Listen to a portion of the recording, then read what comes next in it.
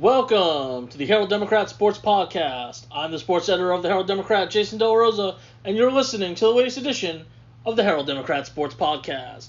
We have officially reached the midpoint of the season for several teams in Texoma. We are in Week 5 coming up this Friday. If you did not have a bye, and some people have not had their bye, you will be playing your 5th game of the season. You are halfway through your regular season. We have some teams that are already in district. We have some teams that are about to start district play, and we have a couple that are rounding up their non-district schedules this week. So we have a little bit of everything as we hit the middle of the season. A lot of interesting things happened last week. A lot of them were not good for our local teams. There were a couple of bright spots, and we'll hit all those as we look ahead to the Week 5 matchups and, of course, recap all of what happened in Week 4. We will start, as we always do, at the top and work our way down to the six-man ranks. And we will start with the Sherman Bearcats, who will be opening up District 7-5A Division I action this week with a trip to Wiley East. Sherman is 2-2, and Wiley East is 2-1. Sherman is coming off a 57-0 loss against McKinney last week. While Wiley East did not play, they took their bye. And later in the season, when they have the bye in district, because there's an odd number of teams, they have actually scheduled a game so they could keep that. Hey, we've played. We got our non-district games out of the way. We rested up, getting ready for the start of district, and then they'll play out the rest of the season instead of taking. I think that they either have the second to last bye in this district, and they didn't want to have that stay there, so they maneuvered around their schedule. So they're coming off 2 weeks of not playing, and I wonder if that's a good thing for a program that has gotten off to a good start. We have a common opponent that we can talk about between these two teams, but Wiley East was a team last year. They had a couple games canceled because of COVID early on, and they finished 1-7 on the season. They went 0-6 in district play. They finished last in the district standings. This was a game last year that Sherman won 45-7. But Wiley East has already shown that they are a better team than that. They've already won more games than they did last year. One of those games was against Mount Pleasant. That was actually their season opener. They won that game 19-14 in a game that they had to come back and win. And then the next week, Sherman played Mount Pleasant, and wouldn't you know it, lo and behold, the Bearcats, that was their game where they came back and scored on a Hail Mary on the final play of the game. So that could potentially portend a close game here. The common opponent, one team won by 5 points, one team won on the last play by a single point, so you would think that would potentially lead to a somewhat close game in this matchup. The question for Sherman coming into this matchup is, how will they bounce back after a game that was pretty much over in the first quarter last week? McKinney came up here to Bearcat Stadium. They were up 27-0 after the first quarter. It was 41-0 at halftime. And, of course, the final score, 57-0. Sherman unable to get anything going on offense. They finished with just 70 total yards. They were 30 of 45, 30 carries for 45 yards rushing, and only had 25 yards passing, 5 first downs. And McKinney just really did not let them get anything going. 2 turnovers, so you can't really say it was a massive turnover game, and that's what did in the Bearcats. Just a bad game from the start, and obviously a little surprising. That was a game last year that was relatively close, 24-14. We talked when we were previewing that last year, and it was a game where Sherman had a chance to end non-district play on a 3-game winning streak. They had the win over Mount Pleasant. They had just crushed Saginaw like they did last year. Playing at home, homecoming, all the pomp and circumstance that goes with that. And right from the start, it just did not go well for Sherman. So I guess the biggest question, and one that I'll be talking about with Coach Kane this week in previewing this game, is how are they going to respond? And the thing that we talked about to preview last week's game was that they had done sort of everything so far in the non-district. They obviously lost to Denison in the opener. That's always tough to when you have a game like that against your rival. But then they bounce back and they win the Mount Pleasant game in a crazy, down to the wire. Had to make a bunch of plays at the end to win it. So you wonder how are they gonna carry that over into that Saginaw game, and they go out and win that game 52-10. And so then it becomes, okay, how are they gonna handle coming off a blowout win where the game was never really in question, and obviously, like we said, things did not go well last week. So, I'm sure they're all saying the same thing. It's wipe the slate clean. Everybody is 0-0, and we look at this district 7-5A Division 1. This was a same group as last year, and Sherman tied for second place. Highland Park won the district, which I think many people expected, and then Sherman tied Longview. They both were 4-1. They did not play their game that was supposed to be scheduled here in Sherman because of COVID-19 situation that forced them to cancel that game, and based on the rules, it was considered a no contest. So when it came down to the playoffs, the tiebreakers went where Longview got the 2 seed, and Sherman got the 3rd seed. And so I think a lot of people looking at it this year, assuming that COVID does not play a factor, and so far it has not in this district. Everybody has played the scheduled games, a number of games that they're supposed to have played. I think everybody looks at Longview and Highland Park again as the 1 and the 2. Whoever the winner of their matchup is most likely the district champion here in a couple weeks, and the question is going to be, what does everybody else do? And I think the consensus on the rest of this district is nobody really knows what is going to happen with the other 5 teams. Obviously Sherman was a playoff team last year, so they're looking to hold that spot. But everybody else right now, Wiley East is sitting at 2-1. Both Sherman and West Mesquite and Tyler are all 2-2, and then McKinney North is 1-3. And I don't know if anybody. You could probably ask 5 different coaches / scouts / people that follow the district races and try to handicap these sorts of things. And I think you might get 5 different answers as to who's the best of that bunch. And any combination could potentially be in the running for the 2 playoff spots behind what people think. Highland Park and Longview have the top 2 spots sort of locked up just based on their tradition. They're both 3-1 so far. They've kind of shown they both have played good competition and have shown themselves to be probably a few steps in front of some other people. And obviously COVID can change some things. Injuries can always change some things. So it's going to be interesting to see what happens, especially the first week. McKinney, besides Sherman and Wiley East play, and then McKinney North and Tyler also play. West Mesquite plays Longview, so I don't think anybody's really paying a lot of attention to that one. And Highland Park has the bye, but those other 2 matchups could go a long way right off the bat to sort of see where people stand in regards to the early jockeying for this race. I think it's a race that's probably going to come down to the last couple of weeks, just because of the size of the district, and if everybody assumes that they're going to lose to Highland Park and Longview, it's going to come down to beating up on each other to try to get, if not the 3rd spot, definitely the 4th spot.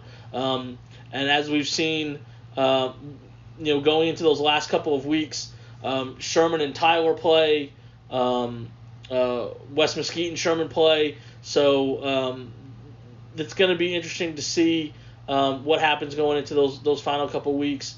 The last 3 games for sure, and this is what Sherman did last year.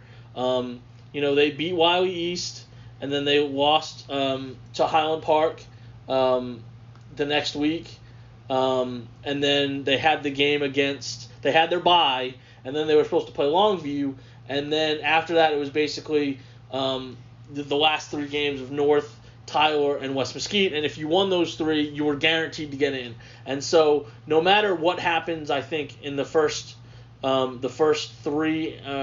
weeks, if you want to count the bye week, no matter what happens for Sherman, the getting into the playoffs is probably going to come down to those final 3 weeks of the season again. They're going to have to beat probably all 3 of those teams, if not just 2 of them, depending on what happens against Wiley East. to avoid a tiebreaker. So there's that for the Bearcats looming going into the 7-5A Division I opener at Wiley East on Friday night. Next up, we have Denison Yellow Jackets. They will be at home. They are hosting Prosper Rock Hill in District 7-5A Division II action. This is a game, as we have mentioned before, is a 7 o'clock start. All of Denison's games the rest of the way will be 7 o'clock starts. So make sure you arrive appropriately for that. And this is a 2-1 Denison team that is 0-1 in district play against a 2-2 Rock Hill team that is 1-1 in district play. Things did not go well for the Yellow Jackets last week as they opened district play against defending district champ Lovejoy in a matchup that was supposed to be the number 3 team in the state Lovejoy and number 7 team in the state Denison. And it did not go Denison's way. They lost 49-7. And Rock Hill bounced back from its district opening loss. They won 42-34 against Princeton to even up their record. So that's where we stand at this point in the district standings. There are only 3 teams left that are undefeated. It's Lovejoy, Liberty, and Frisco. And then we have the gaggle early on, either at 1-1 and Denison's at 0-1. Trying to get to 1-1 because they're behind because they had the bye to kick off district play. So much like with Sherman last week, things did not go well. They went a little bit better for Denison in that at the end of the first quarter it was only 7-0. So Denison was in it, and it was actually only 14-0 until right before halftime when Lovejoy scored twice in the final 2 minutes to extend that lead to 28-0. And it stayed that way till the fourth quarter.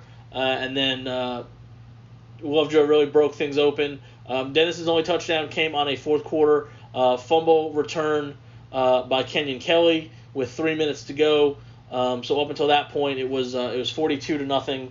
And again, much like Sherman, the offense is what really held back Denison here. They finished with 180 yards of offense, but they ran 26 times for 39 yards. Really just could not put together anything sustainable. They ended up finishing with 5 turnovers. Lovejoy turned 3 of those into points, so that's 21 of the 49 right there. Ended up coming off the touchdown. And it was a game basically, Denison was chasing from the start, and they just were never able to get in it. And obviously Lovejoy showed why they are the number 3 team in the state. Their only loss last year was in the region final against Aledo, who ended up going on to win the state championship. And that was a game that they only lost by 4 points. And they came in, even though they lost a lot of pieces, obviously people thought very highly of Lovejoy, and they've shown to be able to do that. We talked about, the Denison defense was going to have to play well. Lovejoy had scored 44, 71, and then 69 points in the opener against Princeton last week, or 2 weeks ago. And so Denison was going to have to slow Lovejoy down. Now, to be fair, if you take out the fact that Lovejoy returned an interception for a touchdown and had a fumble recovery in the end zone on special teams on a fumble on a punt snap, you could say that if you take that 14 points out, that the Denison defense, held Lovejoy to 35 points. They also made a couple of goal line stands that kept Lovejoy from adding the lead when the game was somewhat in doubt, especially in the first quarter. Lovejoy had a chance to go up 14-0, but Denison got a stop on 4th and goal at the 1 yard line, kept it 7-0. Just the offense just could not put anything together. Whether it was in the air or on the ground, and it was basically. If they got a first down, then they went 3 and out, or they just went straight 3 and out. I don't think Denison had a possession where they gained 2 first downs. They really didn't have any huge, chunk plays. Over. I think they had maybe one play go over 20 yards. And unlike the first 2 games in those wins over Sherman and Brewer, where they really big played people to death, came up with some. Not just big touchdown runs and passes, but just getting out of your own end, making things a little more manageable. on a lot of possessions. That did not happen in this game, and Lovejoy was able to take advantage. They were very balanced. They had over 200 yards rushing, over 200 yards passing, and a lot of that came in the first half. And even at 28-0, it really did not feel like Denison was going to make a move just because they hadn't shown anything, and then the defense comes out second half, holds Lovejoy scoreless on 3 possessions in the third quarter. Just the offense was not in sync. There were some turnovers. There's not a lot of cohesion, and that's one of those deals where Coach Whitson said the week of practice was not very good, and you play like you practice, as many coaches want to say. And I kind of wondered, having that week off at this point, going into such a big game, would that be a bad thing or a good thing? After winning those first 2 games the way they did, would it have been just better for Denison to just roll right into that game the next Friday because they're feeling good? Maybe you don't have to sit around waiting for the build-up, waiting for people to say, "Oh, hey, the week right after the Brewer game, they jumped up to number 9 in the state, and then the next week, even though they didn't play, they moved up to number 7. So everyone's hyping up this matchup, and it just fell flat completely after the first quarter because 7-0 is obviously not insurmountable. And if Denison could have had a better start, I think things could have been different. But this is a matchup where Denison has never beaten Lovejoy. You have all these kids on Lovejoy that they don't know anything other than beating Denison, and conversely, you have Denison kids that have never beat Lovejoy, and so when things start going wrong for Denison, does that play a factor because it's an oh no, here we go again type of thing, and Lovejoy just kind of goes, oh, we're just doing this again because this is what we do against Denison. You never know, and kids are kids, but I think it was a lot disappointing for a lot of people to see what the final score was because I think I thought this was going to be a really good game. You never know what the outcome's going to be, but I thought it would be like the last 2 games. That literally came down to the last couple of possessions for both teams to see who was going to win. I thought Denison was in a position to be able to at least be there in the fourth quarter, and they were not. But this does not change a whole lot of goals in the long run. I mean, obviously, it could potentially take away winning a district championship. But there are, because this district is so big, and this is the district opener for them. They still have 7 games remaining, and you cannot let this dictate the rest of your season because this did not go your way. Lovejoy is probably going to do this to everybody else in the district. So second place is obviously you'd rather be first, but second place is not bad. If you go 7-1 and finish the season 9-1, and your only loss is to at worst the number 3 team, depending on how the rankings shake out. If Lovejoy wins out and that's their only loss, that still is a really great season to win 9 games to get second place.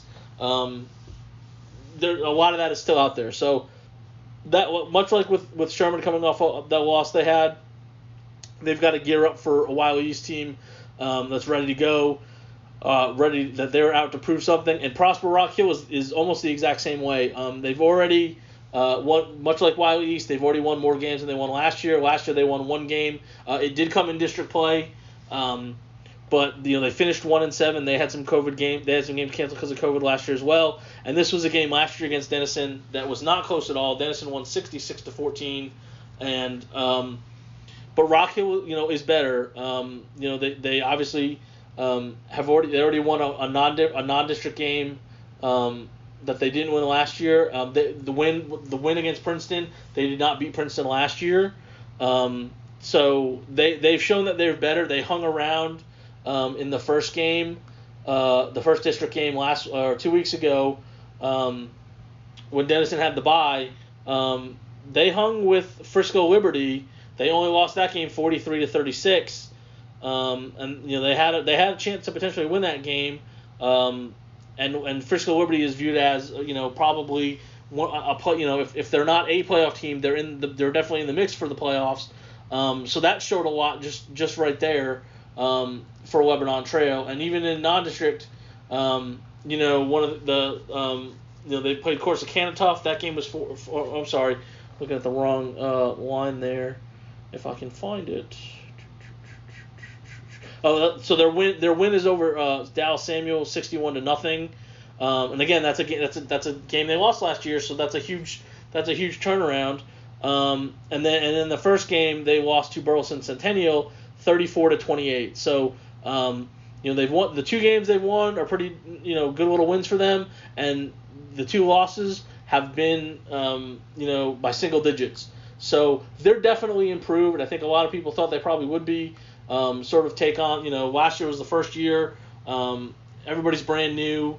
You don't really know what you have till you get on, start practice in 2 days because the school didn't exist in the spring. So you just kind of show up and get to work and see what you have. And it didn't go well, but obviously it's going to go well, just based on the improvements that we've already seen from them.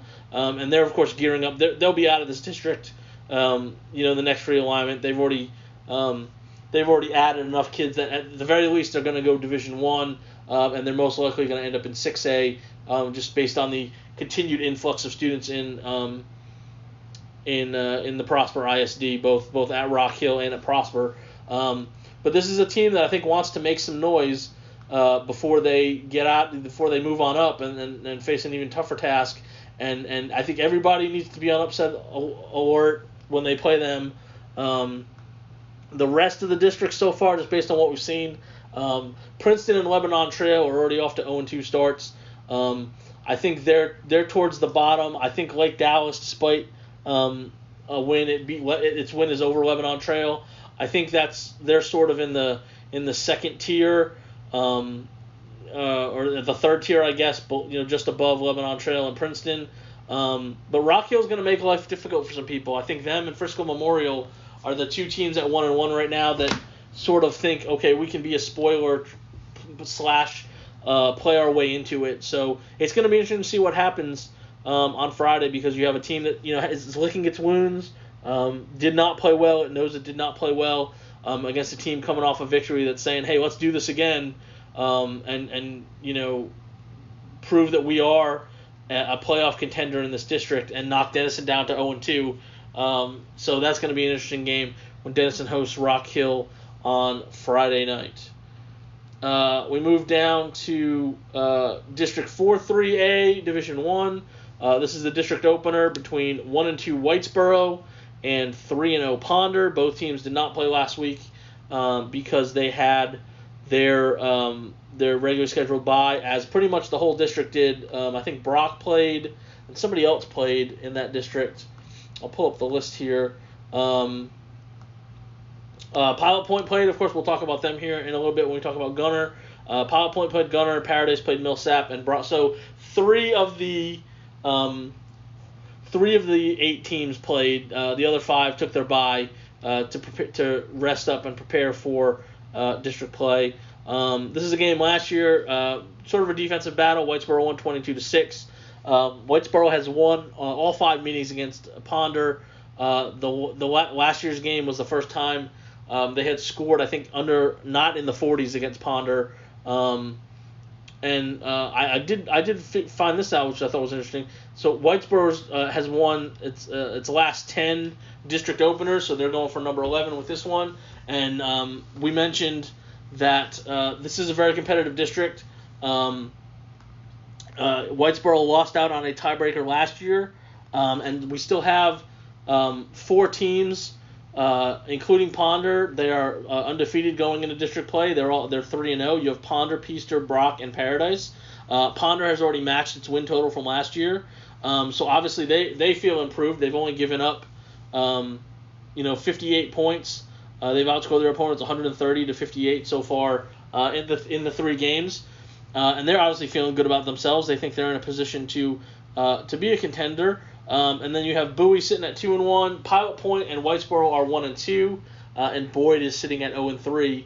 And Boyd was a team that made the playoffs last year. So if that's the case, if they're off to this start, I'm sure a lot of people are saying, well, we can pick off Boyd's playoff spot. I know Pilot Point was a playoff team too, and I know they're 1-2, but obviously they played Gunner last week, so that's an understandable loss. Although I don't know if they would understand the size of the loss. And they had a game that they added last minute because of a cancellation the week prior, and they ended up going on the road to losing to DeKalb by 1 point. So Pilot Point can easily be 2-1. I don't think anybody looks at what they've done and said they're probably not going to be in the mix, because they probably are. But Whitesboro has a chance to get off to a good start.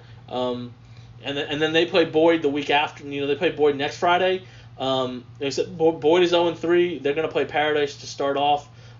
There's a legitimate chance if you're Whitesboro, you're sitting at 2-0, and then you have to play Brock and Pilot Point. When Pilot Point's a team you beat last year, so if you can get to 2-0, maybe take a step back with Brock. Obviously, Brock's ranked in the top 10 in the state. So that's, I think everybody is viewing them, of course, as the team to beat in this district. Everybody views them as the favorite.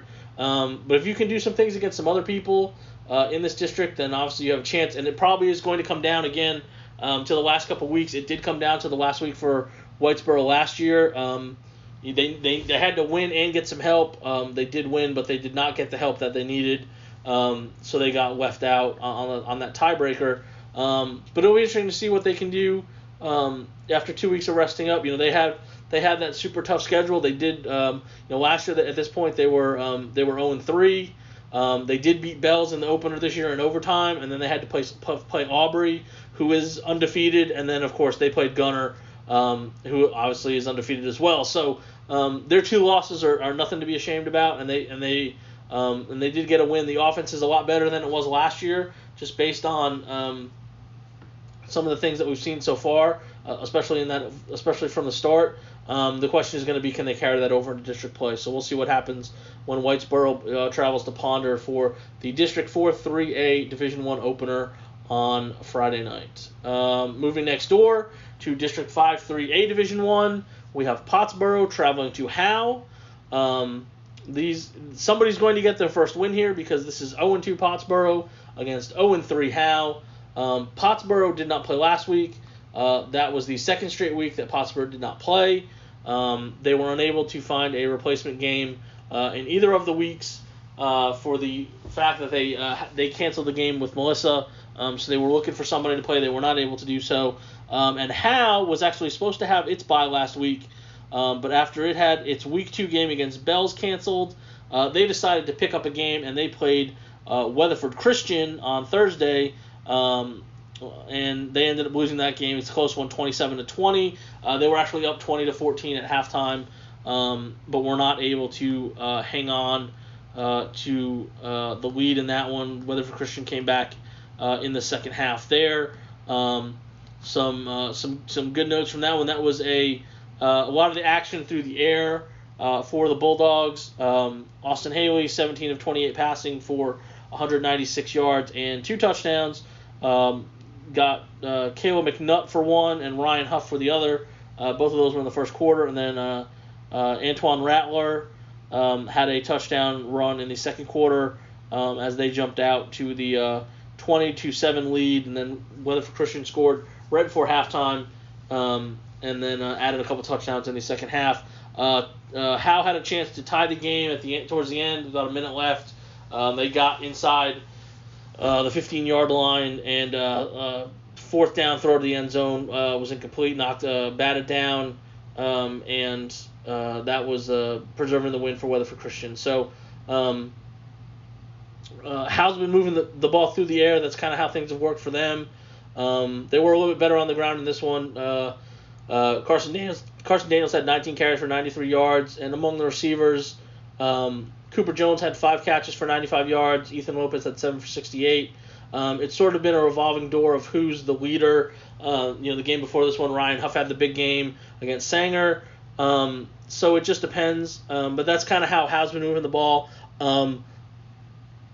This is a game that Pottsboro has normally won. Last year, Pottsboro won 52-0. Pottsboro's won 10 straight against Howe. And just overall, the Bulldogs have lost 15 straight games going back to the 2019 season. But I have no idea on this one. I really don't. I mean, I think you would have to favor Pottsboro, but they have not looked good in the 2 games that they played.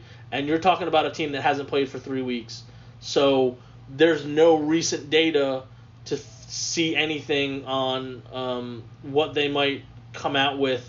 The last time we saw them, they lost 51-7 to Gunner, and it was a game that was 51-0 at halftime, and the 7 points basically came on in the final seconds to avoid the shutout. So their opener. And they lost a shootout against Community. They put up a bunch of points, but the defense gave up a lot of points too. So I don't know. I honestly don't know really what to expect.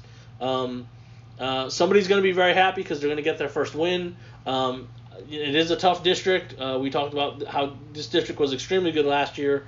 The 4 playoff teams all went into the final week of the season with a chance to get at least a share of the district title.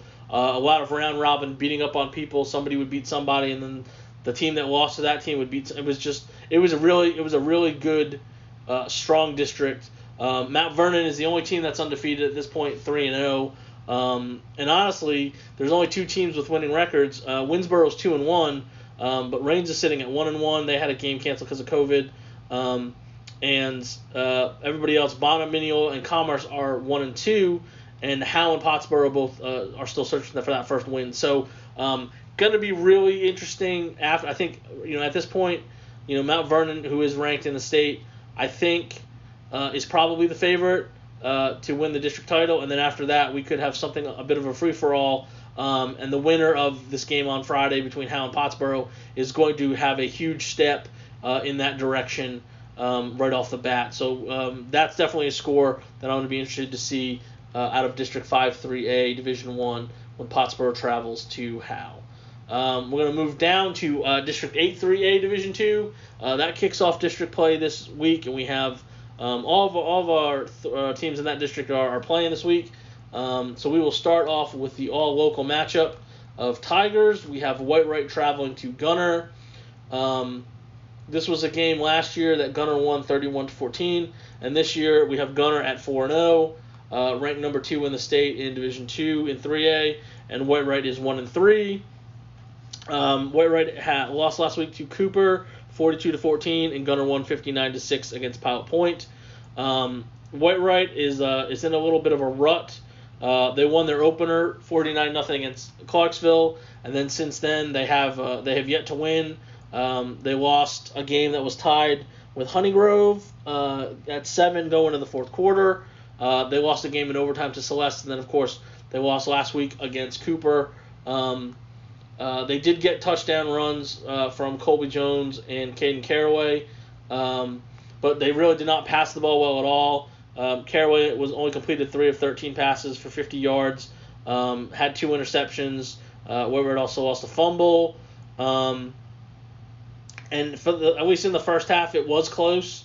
It was 21-14 Cooper at halftime, but Whitewright couldn't keep pace in the second half, and Cooper ended up pulling away there in the second half to widen the gap there. So it's gonna be an uphill battle for Whitewright because of course Gunner is doing what Gunner does, except for the one game against Whitesboro 2 weeks ago. When I say only, because it was 28-6. And that's by far the closest game that Gunner has had this year. This past week is a perfect example. They won 59-6. The 6 points by Pilot Point was an interception return for a touchdown. So the defense has yet to give up a point in the first half. Gunner was up 26-6 after the first quarter. It was 49-6 at halftime. And that was pretty much had been the script for what Gunner had done in the first 2 games of the season against Sunnyvale and Pottsboro. So again, the 4 scores for Gunner so far are 43-7, 51-7, 28-6, and 59-6. They're spreading the ball around because they can. In this one, they had almost 600 yards of offense. They had 465 yards on the ground. Cade Dodson ended up being the leading rusher. He had 6 carries for 119 yards and a touchdown. Ethan Sloan had 6 carries for 107 yards and a touchdown. Hudson Graham had 9 carries for 104 yards and 2 touchdowns. He was also 7 of 12 passing for 125 yards, with touchdown passes to Cannon Lemberg and Cole Lemons. Caden Rigsby and Saul Rodriguez also scored on the ground. Throw in a Logan Hubbard field goal, and you get 59 points. And like we said, the closest they've been tested is by 3 scores. They are doing what they have basically done more or less for the last 6 years, and they're going to look to win their 6th straight district title. They've won 34 district games in a row, and Gunner has won this matchup 8 straight years and 11 of the last 12. So anybody, we'll say this, whoever plays Gunner this year, the way things are looking, getting ready for district, I think Leonard, who is the other undefeated team at 3-0, we'll talk about them here in a second. I think they feel like they have a chance to get at Gunner, and Bells, I would imagine is right now if they're probably looking at 3rd, but they will know for sure where they're going to sort of stand after this first week of district games. But everybody's chasing Gunner. Everybody's been chasing Gunner. In the region, in their district, the last, since 2016, since the 2016 season started. So I don't think anything is going to be any different for Gunner this season. So we'll see what happens. The White Red game was close for a little bit last year. 31-14 is pretty good. I just don't know with the way things have been trending for White Red if they can keep it close, but we'll see what happens when White Red travels to Gunner to kick off 8-3A Division II play on Friday. Next game in this district, S&S is going to be going to Blue Ridge. S&S is 0-4. They lost last week 30-6 against Collinsville, and Blue Ridge is 1-3. They are coming off a 33-14 loss against Wolf City. This was a game last year that Blue Ridge won 38-15, and despite that, they did not end up making the playoffs, and SNS did. So that's obviously, I'm sure, a nice talking point for both sides going into this matchup. Obviously, SNS has struggled. They have not won a game. It's definitely it's not a complete turnaround from last year. But it feels like they've definitely taken a step back. They were a surprise last year in this district to get 3rd place. I think they sort of came out of nowhere, and as Coach Allman said before the season, we're not sneaking up on anybody this year. But of course, you say at 0-4, do people kind of look at them and go, oh, we don't have to worry about them, so maybe they can pick some people off. And like we said, I don't know if this can go a long way towards saying who can compete in this district, potentially for a playoff spot or one of the last playoff spots, depending on how things shake out. You have a team in SNS that is seeking for that first win and lost this game last year, but still made the playoffs. And Blue Ridge is also kind of they won their opener against Collinsville. And they've lost 3 straight, and they have not scored more than 14 points in any of those games. So, going to be an interesting outcome, but of course, like we saw last year, it doesn't guarantee anything for the winner because the winner didn't end up making the playoffs last year anyway. And then the last team in this district has local ties is Bells. They will be going to Leonard. This is a game I did last year because of the staggered schedule between the big schools and small schools. Bells won last year 42-14. It wasn't really that close because if I remember correctly, I think it was 42-0 at halftime. If not, it was pretty close to that. Leonard didn't get on the board till late in the game. Bells is 2-2. Leonard is 3-0. Leonard did not play last week. They were supposed to play Detroit, but they canceled because there was sickness in the Detroit ISD, so they decided to cancel. And Bells ended up losing against Holiday 27-14. And so this is the big game in this district for sure this week. I think everybody sort of looks at that Gunner White matchup, says Gunner's going to win. And then of course the SNS Blue Ridge matchup I think takes a back seat because much like last year, the winner of this game is in the driver's seat to be the challenger against Gunner. And last year that was Bells. So if Leonard thinks that they are better, they have a potential D1 athlete still manning the quarterback position, DJ Brown, one of the best players in the district for sure. Last year Bells was able to really slow him down, made sure that he didn't hurt them. But if you think if you want to be in that level with Gunner, you've got to you've got to win this game, and I think both teams know that. Bells coming off a game, they lost the first game to Whitesboro, but they put up big numbers last week against Holiday, and Holiday is a state-ranked team. They're in the top 10. They're not that far behind. I think they're up to 5 this week. They're not that far behind Gunner in the rankings. They were really able to shut down Bells' running attack. Bells had only 222 yards, and you say only because they've been rushing like for 400 yards a game, and it took them 61 carries to get that 222 yards. So Spencer Hines had the big day. He had 22 carries for 103 yards and a touchdown. But they really shut down the other backs. Bo Baker had 18 carries for only 54 yards. Brock Baker had 10 for 31. Grady Waldrop had 4 for 14. So Holiday was 14-7 at halftime. It was actually 14-14 in the third quarter after Caden Pye returned the opening kickoff of the second half, 75 yards for a score. But outside of that, Bells really couldn't muster anything else. Holiday put together a couple of drives, and not that they had great numbers either. I think the Bells defense did a pretty good job. You hold somebody under 250 yards of offense. They were just able to hit a couple more bigger plays. Holiday opened the game by returning the opening kickoff, so that certainly helped. And so it's going to be interesting to see. This is, like I said, this is the big swing game in this district right off the bat because the winner is at least in position to get second place.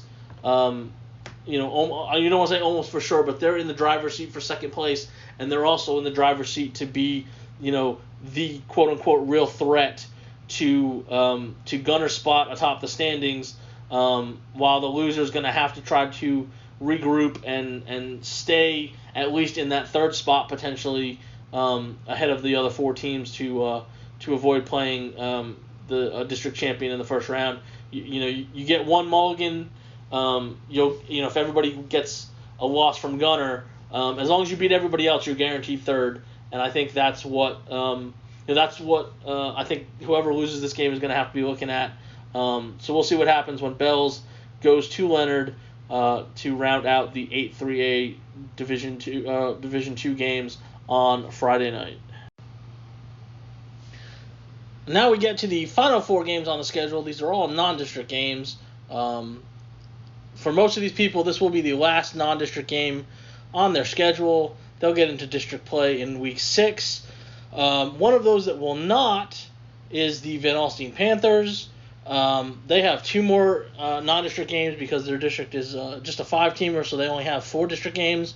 The first of their final 2 non-district games will be a trip to Farmersville. Van Alstyne is 3-1. Farmersville is 2-2. Van Alstyne is bouncing back from their lone loss. They won last week 45-29 against Gainesville, while Farmersville is coming off a loss 49-38 against Ferris. Now, this was a game last year, went into overtime. Van Alstyne came out on top 42-41.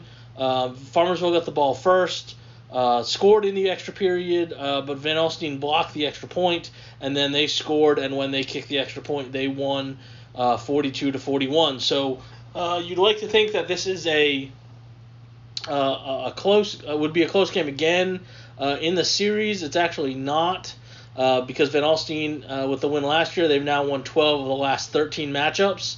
If Van Alstyne would be a favorite in this one, perhaps a slight favorite. They obviously are off to a very good start, 3-1, matches their win total from last season when they went 3-8 with the by-district loss. They were coming off their only losses to Anna. So obviously things are going a lot better for Van Alstyne in the non-district schedule this year, because last year they only won 2 of their games, and they'll finish that out against Bullard next Friday before jumping into 4A Division II in their district play. And again, last year they beat Crum for their only district win, but that was good enough for them to get 4th place and continue to make the playoffs despite moving up in 4A. Offenses looked a lot better in the second year with a lot of these guys that got starting jobs last year for the first time. We mentioned last week, they put up another big number, 45 points. Got at least double-digit points in the first 3 quarters. And most leading the way for that was Jaden Mahan. He had 18 carries for 157 yards and 2 touchdowns.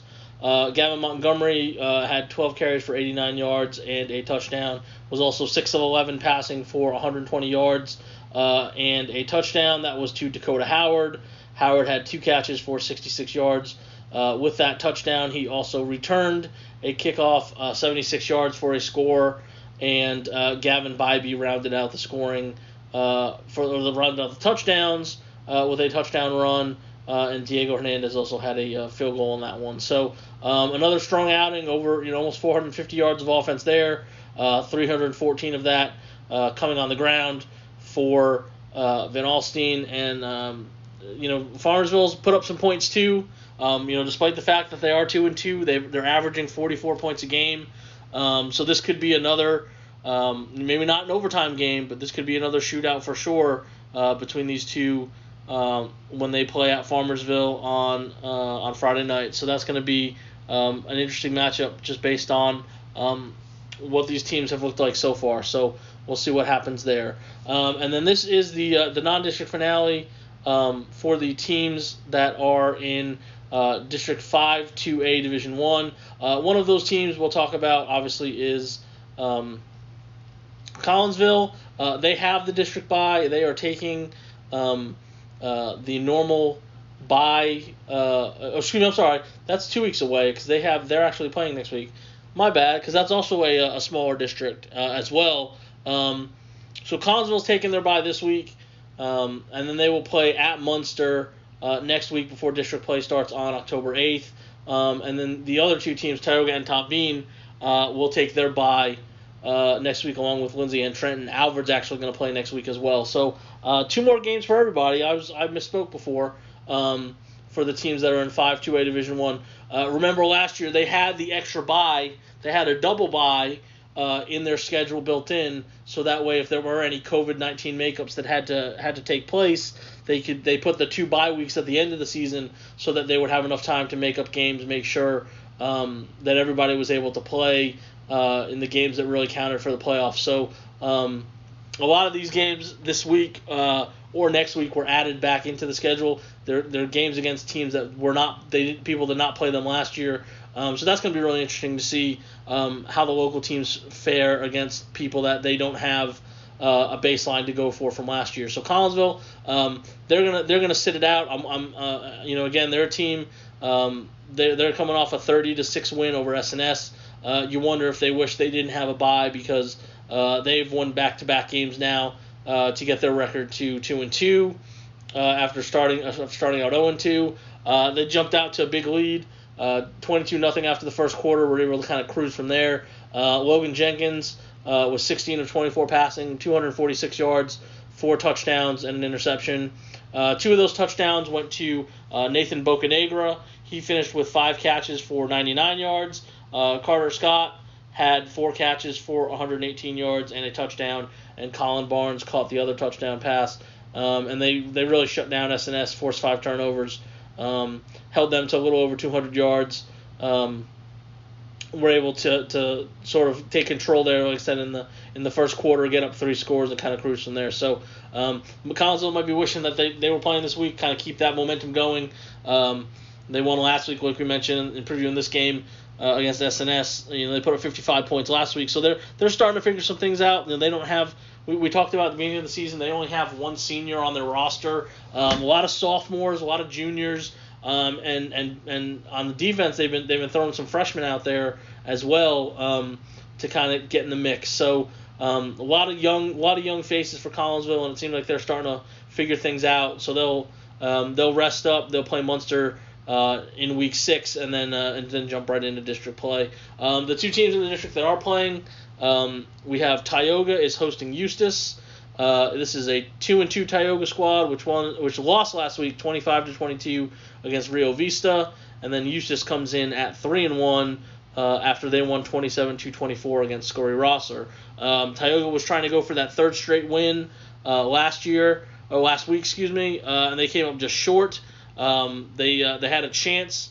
It was actually 25-20 after they scored in the middle of the 4th quarter to get within the 5 points. They had a chance to go down in the last couple minutes to get the go-ahead touchdown, but unfortunately they fumbled.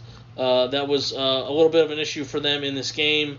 They had 4 total turnovers, 3 of them were fumbles, and so they came up a little bit short in trying to knock off Rio Vista. Johnny Dorpinghouse had 30 carries for 160 yards and a touchdown. Chase Evans had 19 carries for 41 yards, but did score twice. Tyler Henley led the way receiving-wise. He had 5 catches for 68 yards. And then at the end, Rio Vista actually took a safety with 2 seconds left so that they did not have to pump the ball away, potentially have something bad happen, and then they kicked off to run out the clock. Tioga wasn't able to return that. But again, as we talked about with Tioga in their first game of the season, when they lost to Petrolia, that was a game last year that they got blown out in, and they only lost 28-21. Same thing with Rio Vista this past week.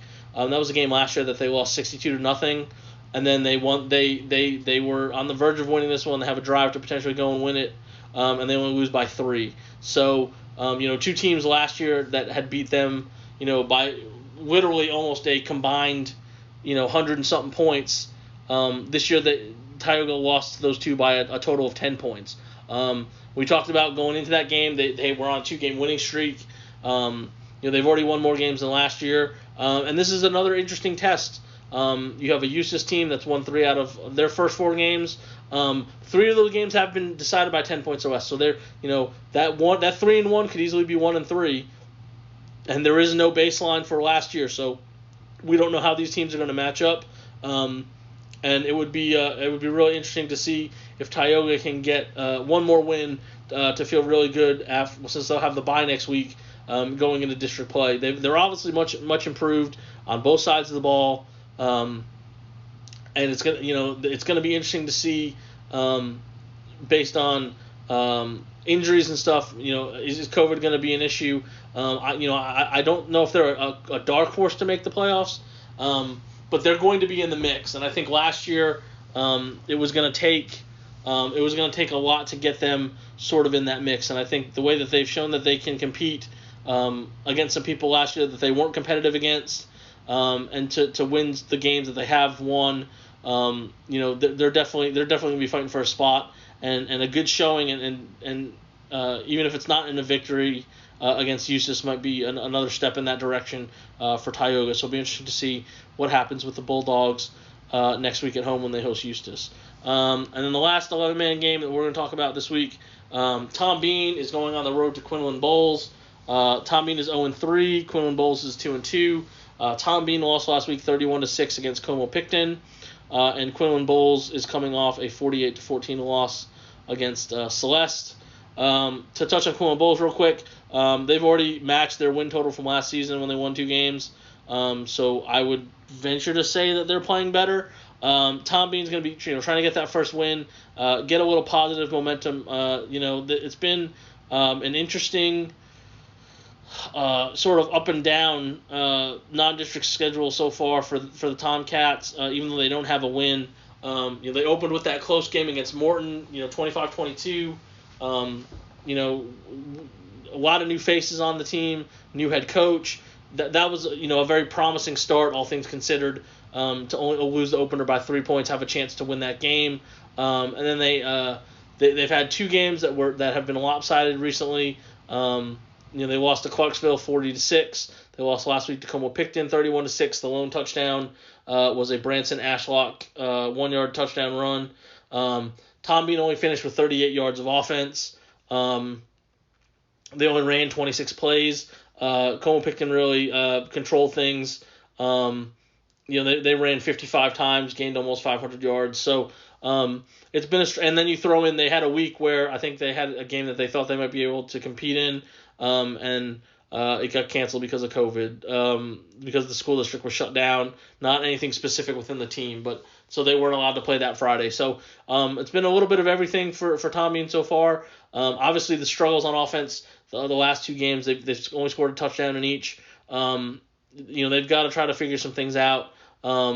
Maybe Quinlan Bowles is the team to do that. I will point out, this is sort of interesting, that so Quinlan Bowles was supposed to be a COVID replacement for a Tom Bean cancellation last year, and then literally 2 days later, after they had agreed to that, Quinlan Bowles had to cancel because they got COVID situation in their school. So they were actually going to end up playing each other last year, and then it didn't work out.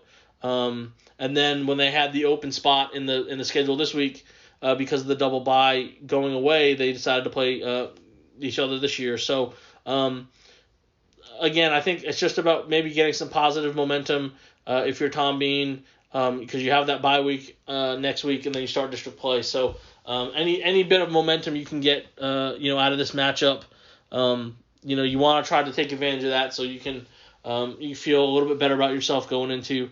I think depending on how things shake out, I think that the second, third, and fourth spots are definitely up for grabs in District 5 2A this year. So we'll see how Tom Bean can do, maybe get some momentum going when they travel to Quinlan Bowles on Friday. And then our last game in the six-man ranks, this is actually going to be a Saturday game at 2 o'clock.